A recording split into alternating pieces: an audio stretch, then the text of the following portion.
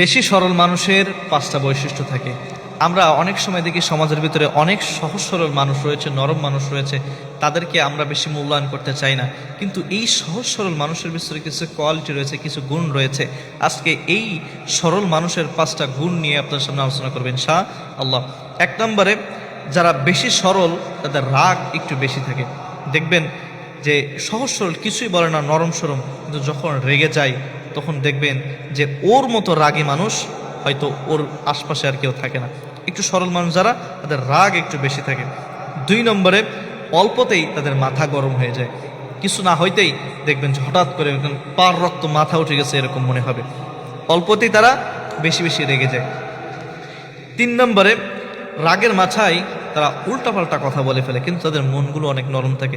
যখন রাগ আসে তখন হয়তো কিছু চিন্তা ভাবনা না করে উল্টাপাল্টা কথা মানুষের কাছে বলে ফেলে, কিন্তু তারা আদৌ প্রকৃতপক্ষে তাদের মনগুলো এরকম বা তারা স্বভাবগুলো এরকম না।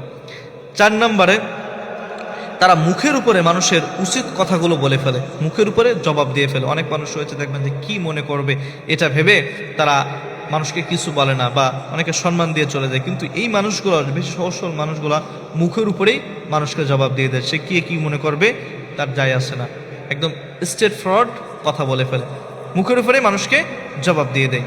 পাঁচ নম্বরে, একটা মানুষকে কষ্ট দেওয়ার পরেই সে পরবর্তীতে সে নিজে নিজে অনুশোচনা বোধ করে, নিজেই কষ্ট পায়, হাইরে এই মানুষটাকে কষ্ট দিলাম, কি না কি মনে করবে, পরবর্তীতে সে নিজেই কষ্ট পায়।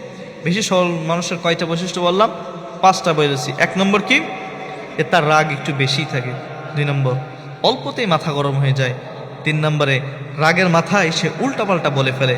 চার নম্বরে, মুখের উপরে উচিত কথাটা মানুষকে বলে দেয়, মুখের উপরে মানুষকে জবাব দিয়ে দেয়। পাঁচ নম্বর, ঝগড়ার সময় সে হয়তো উল্টোপাল্টা বলে ফেললেও পরবর্তীতে সে নিজেই কষ্ট পায়। আমাদের সমাজের ভিতরে হর হামেশাই আমরা এরকম মানুষগুলো দেখতে পাই।